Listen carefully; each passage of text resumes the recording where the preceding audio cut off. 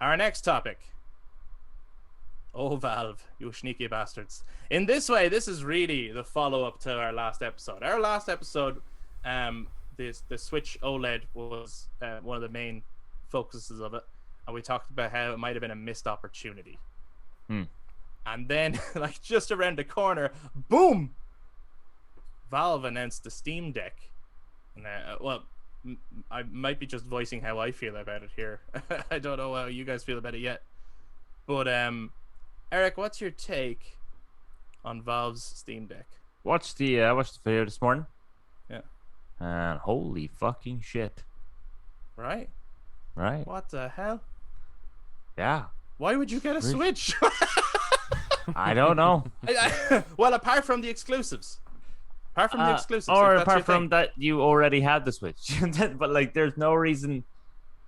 Yeah, not really to get a Nintendo Switch like the OLED one, because the fucking Steam Deck does the same thing. You put it on a dock and then it loads up to your fucking monitor and you can play it on a keyboard, and then that save file can go straight to the fucking Steam Deck. You take that up and you keep playing it, and you got the analog sticks, you got touch pads, you got the expert gaming triggers at the bottom, you got these other triggers, you got the touch screen as well. You have the entire Steam collection there. Yeah, but then as With well, an asterisk. because it does, with an asterisk, because it does what a PC does.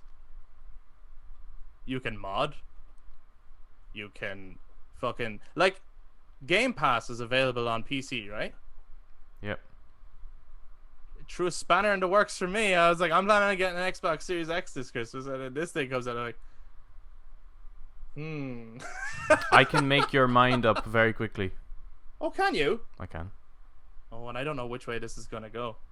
Adam is definitely the techier of the three of us, in case anyone Well, I hasn't have noticed before. many He's questions 100%. regarding this the Steam Deck. But no excitement. No, I'm very cautious about this thing. Oh shit! Yeah. Oh shit! I'm interested in the concept of it. I'm interested in what other manufacturers might do, because I don't think Steam are going to be Valve rather are going to be the only ones with this type of product. I think others will have other products. I think the potential of an Xbox portable is now possible. I think Nintendo need to get their fucking shit together. Yeah, I would be like, of all of them, like, I think all of them could go, oh shit, that's a crazy announcement. But I do think Nintendo should be the ones really like, fuck, we need to come up with something right now. yeah. But what else were you saying about it? Well, if we take the baseline, which is what I think most people we want to go for, it's like 100 or 50 quid. Is it 50 quid more expensive than a Switch OLED? I think. Yeah, for 64 gigabytes. 64 gigabytes, right? Yeah. So 64 gigabytes. This thing doesn't run Windows. It runs Steam OS, which is a version of Linux. Yeah. I don't know how many of the Steam library games are actually going to run on it. I imagine they're doing some form of emulation to try get the games, because most Steam games are Windows based. Right. Now a lot of games are developed now across the three platforms: Windows, Linux, and Mac. So all those games will work perfectly fine. I don't know if Skyrim would work, for example, or games similar to that, which would be Windows only. Can we go an episode without mentioning Skyrim? Yeah, but you're Yeah. allowed to get rid of Steam OS and download Windows. Correct. You're allowed to do that. You can bootleg You can customize it whatever Windows into it, so that way you could get the Game Pass and shit like that, right? It comes with 64 gigabytes is the baseline. Yeah. Mm-hmm.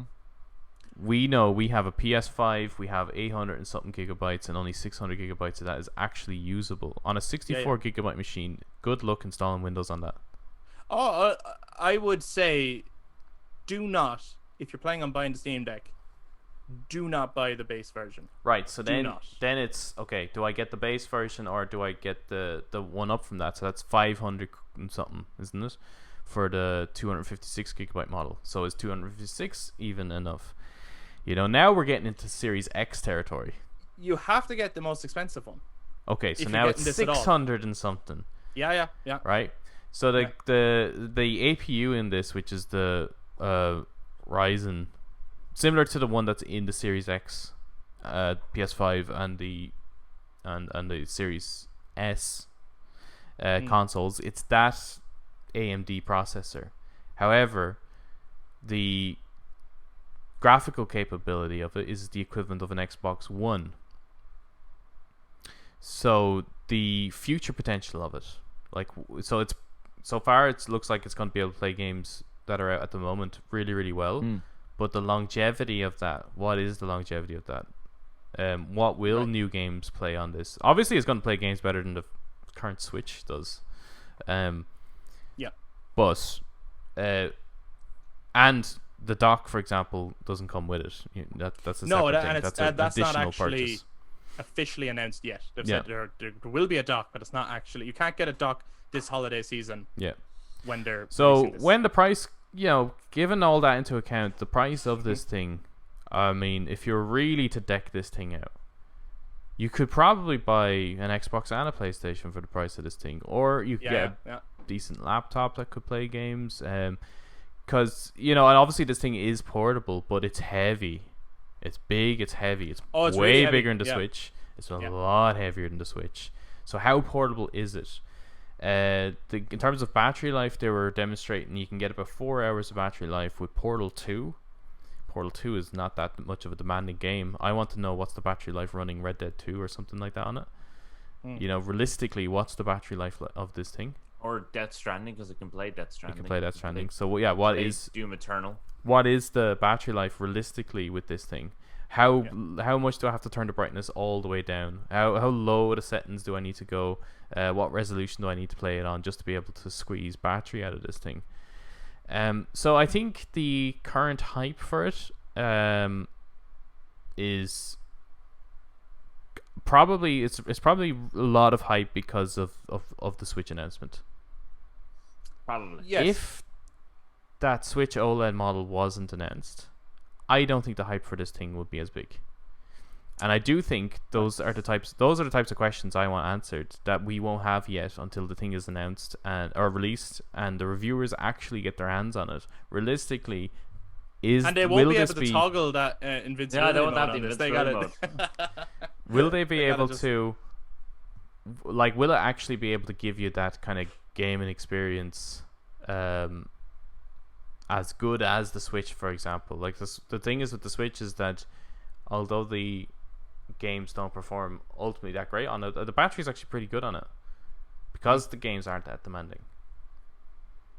But with this thing, like, it's saying, oh, you can get your entire Steam library. Again, I'm questioning whether that's possible because it's Linux. And they're also that the way they've made this machine is that they're actually wanting to encourage other manufacturers to do something similar. Because all Steam care about, or Valve cares about, is being able to sell games on their Steam store. Well, then there you see. You've got the perfect handheld machine for playing Doki Doki Literature Club. You can play it anywhere on the go. Could do. Take it everywhere with you. No, I think everything you're saying is fair, and actually, like, my genuine, when I bring all that stuff up, like, my initial thoughts, because I'm pretty sure I messages, I went, holy fuck. Yeah. Because when they started, like, plugging it into the monitor and stuff, I was like, wait, so it's a portable fucking PC? Are you fucking kidding? Because that's the first thing everyone's thinking, right? They don't stop and do this kind of, wait a minute, what does it mean if I do that? What does that mean? They just go, holy shit, the possibilities are endless. Like, the console war is over. You can take your PC anywhere with you now. Like, what the fuck? This is it. This is the end.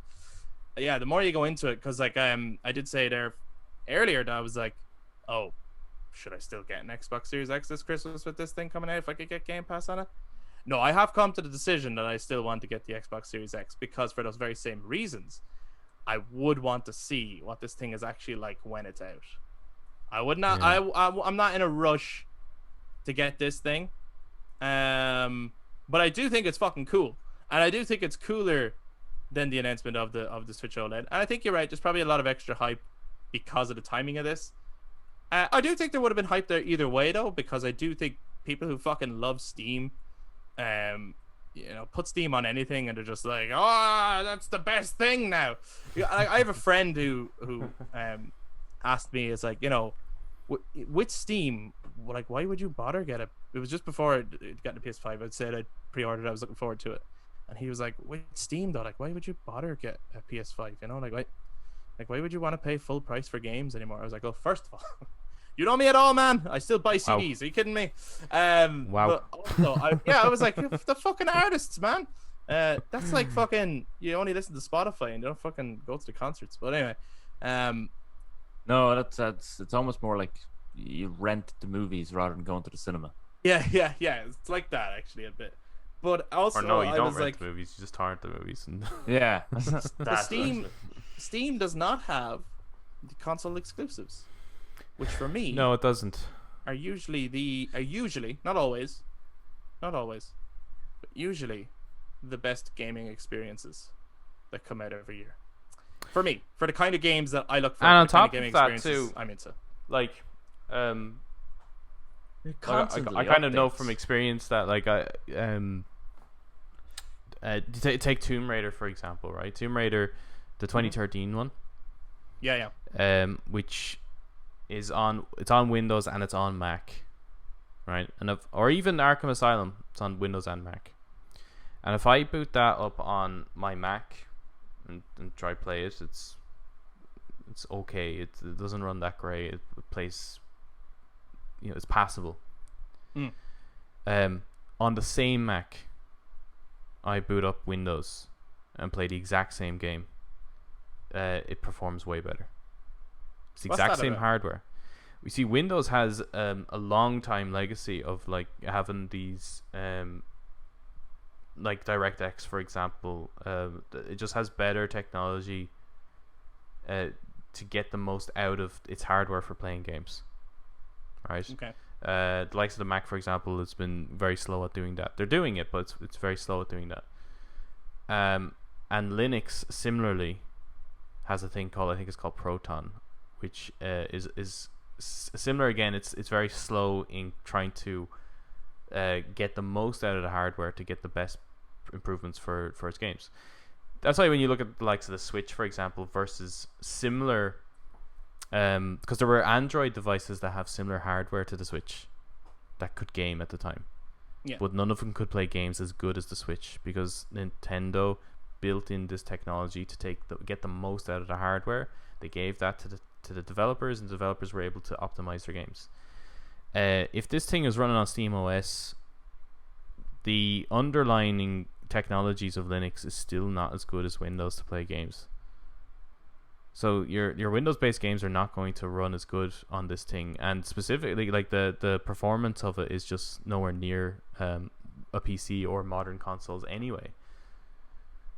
So I think this thing is going to absolutely rock at doing those type of indie games, the likes of Stardew Valley and things like that, right? It's going to be killer for those type of things. And as long as you go in with the mindset similar to the Switch has been phenomenal for the indie style games, not great for the likes of Witcher 3, etc. If you go in with the mindset of saying that this is a better version of playing those types of games than the Switch, I think you'll be very happy. But if you go in expecting Cyberpunk, like, You will get Cyberpunk. I think you'll be setting yourself up for fucking failure. Like, Yeah. Sorry, just when you said that, because I'm thinking about the hype that was leading up to Cyberpunk yeah, and the the kind of actual- disaster of it. and a disaster. Not in any way saying that this is going to be a disaster. I don't think it is. I actually think it's going to do quite well. Yeah, think I what's mean, nearly maybe, obviously, all my questioning is just based on I've been burned in the past by being an early adopter for shit, so I'm just really skeptical and stuff like that. But I obviously could be proven completely wrong here, and hopefully it's the greatest thing that ever known to man, and it changes gaming, and that's great.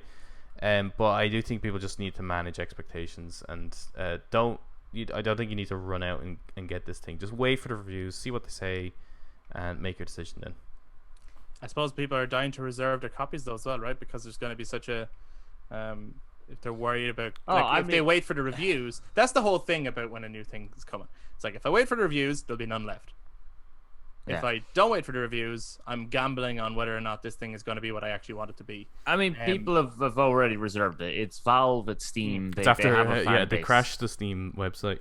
I've seen loads of people like I was listening to a Kind of Funny Gamescast and Greg Miller was reserving it while he was on talking. Like he was in the queue and he was kind of doing an update at the same time. Yeah, and those are the kind of people who should get it. Because they're going to be. They actually are going to be, even though he wouldn't be a games journalist. I know he is. Well, he is, but like, he's that's not his exclusively you see. that, if you know what I mean. Yeah. Like he will be reviewing these things. Yeah. That's exactly what they do. And actually, people like that I always find are trusted sources because on a weekly basis they're talking about gaming all the time, and they do play games all the time. They are gamers at the very heart of it all. They're not just looking to get the headline. Remember, this is the guy that said the game makes you feel like Batman. He knows what he's talking about. This game will. This console will make you feel like Steam. Yeah. I am curious though as to what this will mean for what other stuff is going to come out, and other players stepping into the field with their own products and stuff. And I do wonder, are Nintendo now fuck? With the they're not. Are they is anyone going to buy the Nintendo Switch OLED? You know what I mean? Or do they even want to sell it? I don't there was someone who works for Nintendo. What's his name? I saw the tweet and he literally said, it's not better than the one you already have. So if you already have one, don't trade it in. He works for Nintendo. I was like, surely you'd be trying your best to say, no, this is the definitive Switch experience. Well, I guess you know what I mean. I know you don't want to false advertise, but I think as well there's the issue of the fact that Sony and stuff are getting absolutely hammered by people. The fact that they can't get a unit. He's probably just trying to, make sure that it's people who don't have a Switch get it, as opposed to people who already have it that are buying up units that people who don't have it really, really want it. And maybe he's doing a bit of what you were saying there and managing expectations too, where it's like, listen, this is not like some crazy brand new console. It's a variation of a console that's already out. So don't go thinking it's like, oh, I need to get it's not the Switch 2 or something like that. It's not that. It's actually just. I think it's really interesting that Valve went with that type of CPU in it, the AMD one, and didn't go with an ARM chip or something like that. Something that was a little bit more efficient on battery, lower powered. Maybe it's because of compatibility reasons. Maybe the software, like games, aren't made for ARM, so therefore, in order to increase compatibility, they have to go with the x86 processor. But the thing is it's huge, it's heavy. Oh, it's massive. Yeah. As well, one thing I would say, I think it's a pretty cool design in general, but I actually don't like the look, and you won't know till you hold something like this in your hands anyway. I don't like the look of the placement of the analog sticks.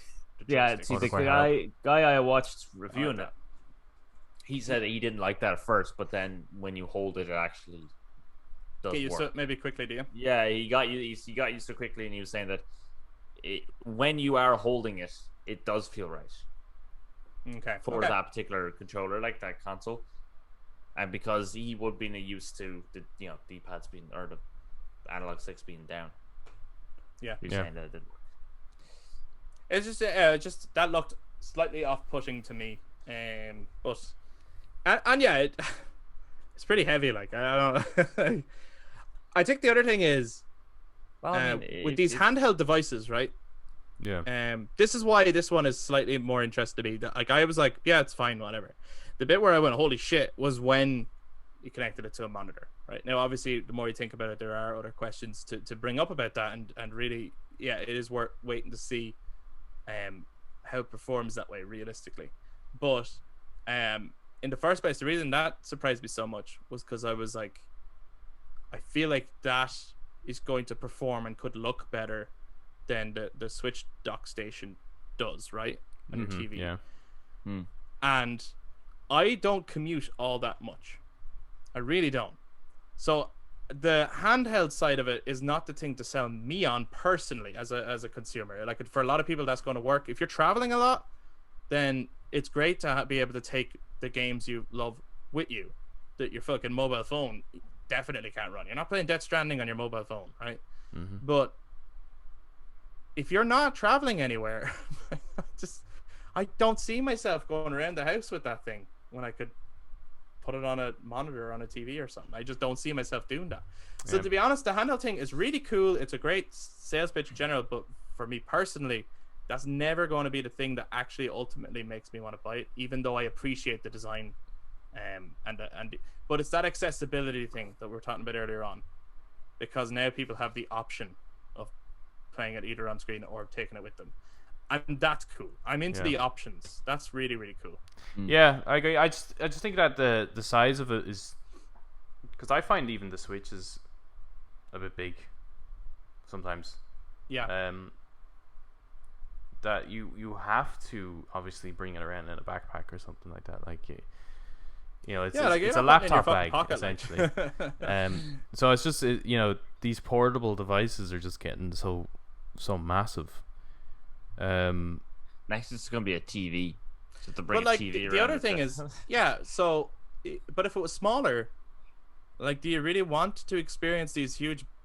I think you're right. They're really 40 indie games, because do you want to experience a blockbuster game on a small screen? Like, if they made it in such a way where this was like you could actually carry it around, it's much smaller, right? Like phone size or something like that. You can bring it around with you. Do you want to experience like a big blockbuster game that way? I don't know if people do really, but those little indie games or those kind of little strategy games and things like that, perfect for this kind of thing. But I don't know about the big AAA kind of game. Like, I don't know, Breath of the Wild portable. I don't know. I don't think that's the way most people will be playing it. I think they will actually put it up on the big screen. Well, it's hard to tell. Like, I mean, I've seen a couple of polls around, because a lot of the argument around the Switch even is that most people play it handheld as opposed to docked, which is why they made the Switch Lite, which is a handheld only.